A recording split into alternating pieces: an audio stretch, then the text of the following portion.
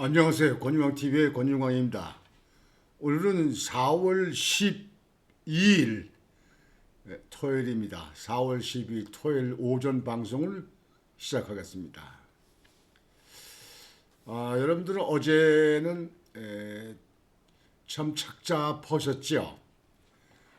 윤석열 대통령이 어제 오후 5시에 한남동 관저를 떠나서 서초동 아크로바스타 그 전에 살던 그 아파트 자택으로 귀가를 하셨습니다.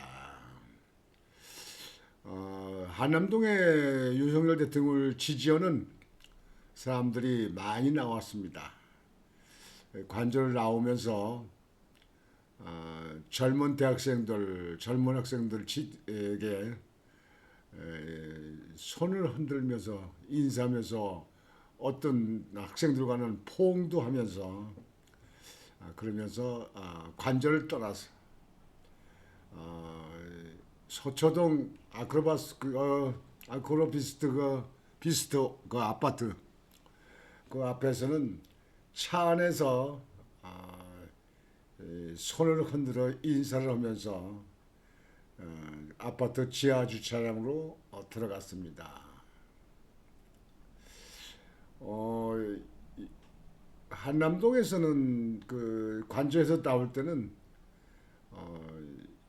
김건희 여사는 차 안에서 나오지 않고 차에 그냥 타고 있고 윤석열 대통령만 나와서 손을 흔들고 지지자에게 인사를 하는 그런 모습을 여러분도 보셨죠.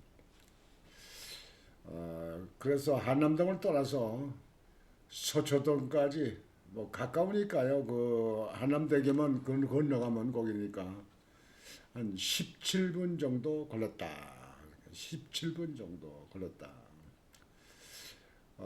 이제는 이제 당분간은 이제 서초동 그 아파트 자택에서 계시면서 앞으로는 아무래도 이 대통령이 거기 있게 되면 뭐 이런저런 사람들이 또 와서 뭐 집회도 하고 뭐 그런 거 하면 그 주변 사람들한테 아파트 사는 사람들한테 또 많은 피해가 되잖아요. 그래서 어디 다른 좀 한적한 곳으로 또 경호원이 있어야 되니까 경호원들도 또 거쳐야 되니까 그런 걸 감안해서 대통령 거처를 만들어야 될 거 아닌가 이렇게 생각을 되어집니다.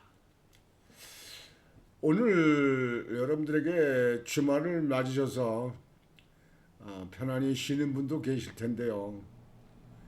그래도 할 말을 하고 따질 건 따져야 될 거 아니냐 이렇게 생각을 합니다. 그게 방송인의 본질 아닙니까? 저는 몇 번 말씀드렸습니다만 여러분들도 각자 생각하는 거에 다르겠지만요.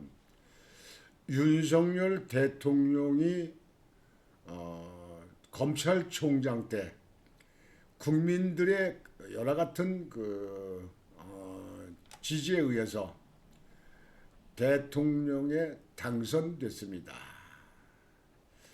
그것도 그대 그 야당 속에 있는 이재명이 완전히 정치 술수 말 아주 그 바꾸고 말 변질하는데 그 유명한 범죄 의혹도 많이 있는 그런 이재명이와 선거를 치러서 당당히 당선됐습니다. 뭐 27만 표 차이로 이겼다. 이겨서 당선이 됐는데요. 결국은 윤석열 대통령은 그 정치 경험도 없었지만 당선돼서 대통령으로 근무하면서 한 2년 7개월 정도 이렇게 근무했나요? 그러면서 업적이 참 많았습니다.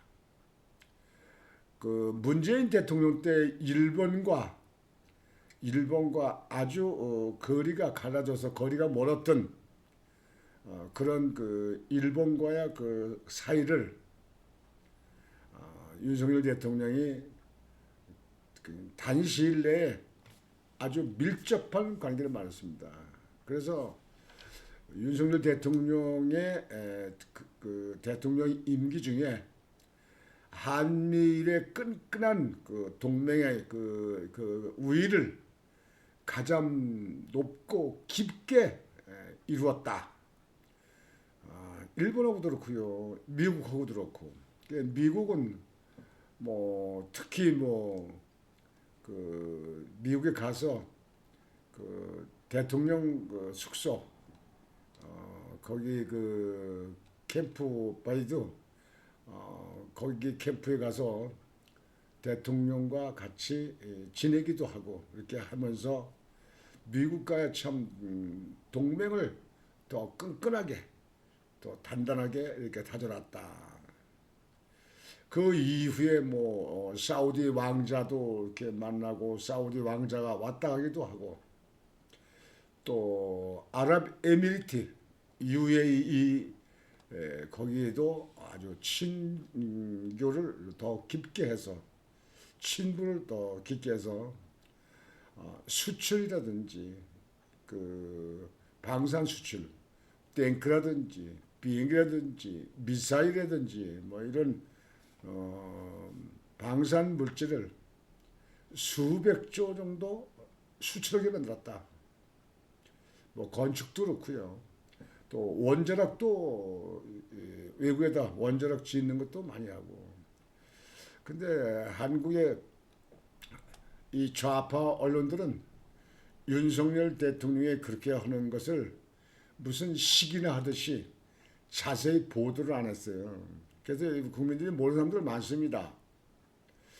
앞으로 여러분들 인터넷 들어가서 윤석열 대통령이 외국에 그 수출하는데 기여를 한 거, 외국과의 그 수출을 위한 뭐 원자라든가 이런 것에 대해서 MOU 체결한 거 이런 것을 여러분들이 좀 살펴보시면 역대 대통령들보다 참 수출에 대해서는 많은 노력을 하셨다.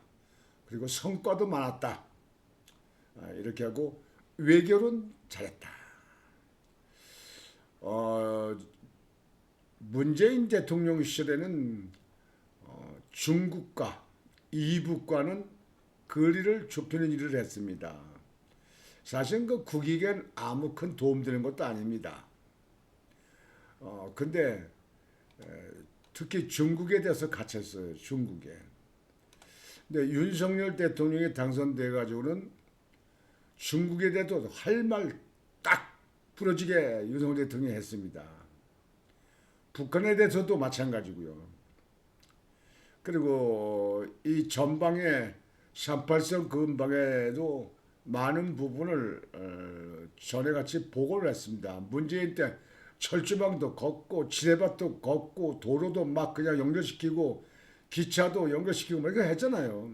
그 이제 지금은 북한에 다 뚫고 다 막아놓고 다 철거하고 다 때려부셨어요. 그러니까 윤석열 대통령이 이번에 탄핵을 당한 것도 거대 중국의 개입이 있었다는 얘기가 솔솔 나왔습니다. 요즘에는 뭐 거기에 대한 증거도 나왔다. 어제 보도 보면 윤석열 대통령 탄핵에 중국이 개입했다는 뭐 중국에서 거기서 조정했다는 그런 무슨 증거가 나왔다. 뭐 거기에 무슨 뭐 그 서면이 뭐 서류고 그 증거 나왔다. 뭐 이렇게 앞으로도 구체적으로 나오겠죠. 그럴 수 있다고 생각합니다. 왜 그러냐면 문재인 때는 중국에 가서 혼밥도 뭐 9끼인가 몇 개씩 먹고 같이 간 기자들이 중국 공안한테 두들겨 맞고 그 중국에 가서 거기 가서 완전히 고개 숙인 남자가 됐었잖아요. 중국이 볼 때는 그렇게 하는 한국의 대통령이 괜찮았거든요. 근데 윤석열 대통령이 와서는 완전히 중국의 문재인식이 아니고 당당한 국제적인 그런 관례, 주권국으로서의 그런 대통령의 그 위치를 확고히 표현했거든요. 중국이 불편했지요. 근데 중국의 사람들이 한국에 와 있는 사람이 몇십만 명이 되고 하지 않습니까? 중국에 있는 정부에서도 윤석열 대통령을 곱게 보지 않은 거죠. 더군다나 미국의 대통령 트럼프나 바이든 대통령 그런 분들하고 윤석열 대통령은 아주 더 친분있게 가깝게 하고 그러니까 중국과 미국과 중국의 여러 가지 그 외교라든지 뭐 안보라든지 방산 이런 문제에 대해서 껄껄하게 생각했던 중국이 한국이 미국과 더 아주 같이 끈끈한 그런 혈맹을 보여주고 그러니까 중국의 고운 눈으로 볼 수가 없는 거죠. 그 전에 문재인 정부 때 그 상주에 사드 설치한다고 중국에서 난리가 치고 그랬잖아요. 그쪽에 은근히 사실상 그 문재인 정부는 중국의 그 중국의 편을 드는 그런 모습을 보이기도 했잖아요. 뭐 시민단체에서 그 앞에서 막아놓고 그 사드 그저 성주에 있는 그 기지에 차도 못 들어가고 그래서 헬리콥터로 물 같은 것도 공급해서 먹었다는 거냐. 물 같은 거, 뭐 음식 같은 거. 그 앞에 딱 그냥 그 입구에서 막아놓고 그렇게 하니까요. 그게 과감히 정부가 그런 걸 막았어야 되는데 그때 정부가 못 돌고 그러니까 헬기로 다 헬기로 다 나못되는 거예요. 그 미군 그 사우드 기지 내에 있는 군인들이 생활하는 거. 그래도 미국은 참고 있었던 거예요. 왜 그러냐면 지정학적으로 한국이 지금 현재 중국과 북한과 가까운 거리에 붙어 있기 때문에 한국이 참 버릴 수도 없고 한국을 뭐 동맹으로 협약이 됐으니까 또 그런 문제도 있지만요. 그러니까 한국을 참 지정학적으로 중요한 위치에 있는 나라가 한국이거든요. 일본은 좀 떨어져 나와 있잖아요. 뭐 대만, 호주는 더 멀고. 그러니까 한국이 이 미국에서는 대중국, 대북한, 대러시아의 거기를 상대하기 위해서는 지정학적으로 한국의 위치가 매우 중요하다. 그래서 미국은 한국을 더 철저히 보호하지 않으면 안 된다. 앞으로 이제 북한하고 이제 문제가 북한이 이제 만약에 넘어가면 북한 정부가 넘어가게 되면 중국이 발빠르게 손을 댈 것이냐 미국이 손을 댈 것이냐 하는 문제가 이제 앞으로 또 미래 역사적으로 정치적으로 상당히 긴박하게 이루어지는 그런 사태가 이루어질 겁니다. 북한이 넘어질 적에 중국이 먼저 북한에 대해서 완전히 장악을 할 거냐, 미국이 장악할 것이냐. 아마 북한 사람들에게는 미국이 북한을 갖다가 장악하는 것이 북한의 국민들에게는 삶의 질이라든지 또 먹고 사는 문제라든가 경제 문제라든가 또 이 자유스러운 민주 이거에 대해서는 아마 미국이 나을 거라고 생각합니다. 그렇게 되면 이제 남북한이 이제 같이 이제 더 연결이 되는 거죠. 하여튼 이런 가운데 윤석열 대통령의 역할이 참 임기 말까지 그냥 이어져서 했어야 되는데 6월 3일 날 탄핵을 해서 6월 3일 날 대통령 선거를 다시 치른다는 거 아닙니까? 21대 대통령 다시 치른다는 거 아닙니까? 그러면 지금 현재 대통령 후보로 나오는 야당, 거대 야당의 이재명이가 되는 것 같은데 이재명이가 되면 여러분들 이재명이 민주당을 야당을 지지하는 여러분들 이 나라 국가와 국민들을 위해서 세계 외교를 대서 윤석열이 대통령보다 더 낫다 그렇게 생각하시는 분이 있습니까? 제가 생각할 때는요. 이재명이 대통령이 된다. 그럼 나라는 완전히 추락하는 겁니다. 낭떠러지 속으로 빠지는 거예요. 두고 보십시오. 아마 윤석열 대통령이 임기를 좀 마저 채웠으면 그랬으면 나라가 좀 탄탄하게 좀 그 외교적으로 안보적으로 좀 잘 굳히지 않겠느냐 이렇게 싶었는데요. 이 거대 야당 속에서 내란 프레임에 씌워가지고 거기에 헌법재판소의 단심으로 우리나라 3심 아닙니까? 우리나라 대법원까지 그 일반 그 국민들이요. 이 탄핵에 대해서는 헌법재판소의 단심이에요. 단심. 한 번 재판이에요. 그것도 8명, 9명이 말이죠. 뭐 시험 봐서 사법고시 봐가지고 된 그 공무원들 직장인들 아닙니까? 그런 사람들이 이게 법인데요. 이 법 조문 가지고 따다다다 이렇게 떠지는 게 아니고 그걸 정치적으로 해석하다 보니까 윤석열 대통령이 거기서 희생이 된 겁니다. 그래서 탄핵에 당선돼서 인용해서 파면됐잖아요. 아마 이 문제는 우리나라 역사상에 아마 큰 논쟁거리가 남을 겁니다. 앞으로도 물론 그 논의가 있을 겁니다. 왜 그러냐면요. 윤석열 대통령이 대통령 권한 속에서 계엄을 선포했고 그 계엄을 목적을 국민에게 홍보하기 위해서 계몽하기 위해서 알려주기 위해서 했다. 그래서 그게 성공했잖아요. 많은 젊은이들이 알았다는 거 아니에요. 많은 국민이 저 산골 사는 노인 할머니들도 알았다는 거 아니에요. 그만큼 윤석열 대통령이 그 앞에 수를 내다봤는데 이 떼거지 쓰는 이 우리나라 정치 형태에서 내란몰이하고 헌법재판소의 판사들은 법과 양심에 따라서만 하고 공정하게 해야 되는데 여기엔 이념이 결부되어 있는 사람들이 있고 뭐 우리법인지 뭐 국제법인지 같은 그런 있잖아요. 거기까지 그런 사람도 있고 또 정치와 또 관계가 되어 있는 사람도 정치적으로. 그러니까 이번에는 정치 판결이었다. 그래서 정치적으로 파면됐다.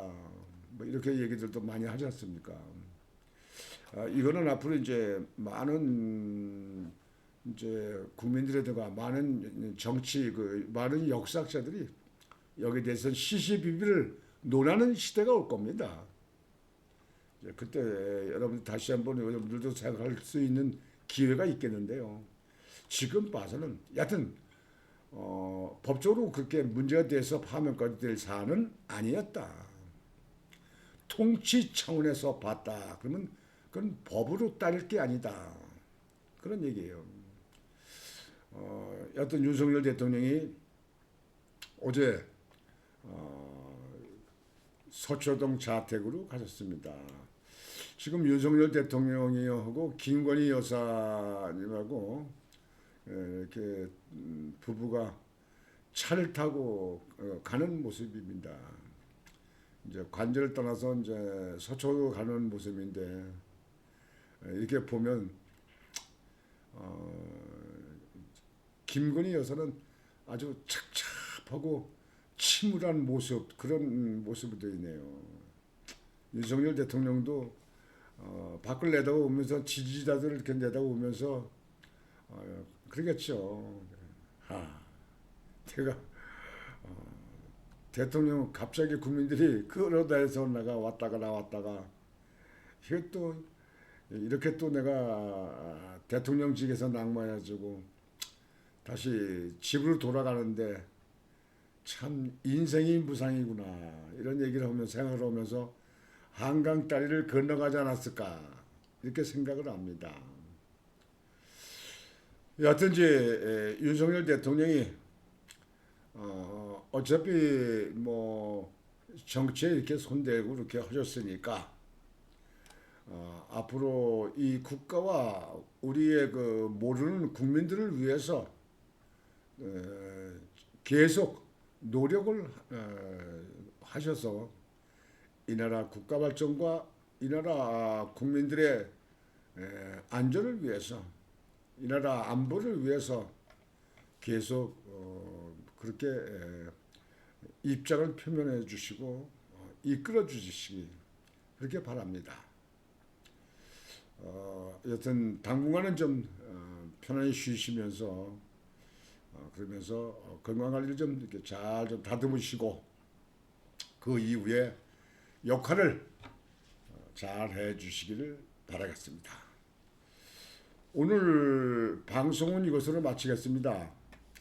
여러분들 주말을 맞으셨는데 주말을 잘 보람있게 보내시고 또 에너지도 많이 충전을 하셔서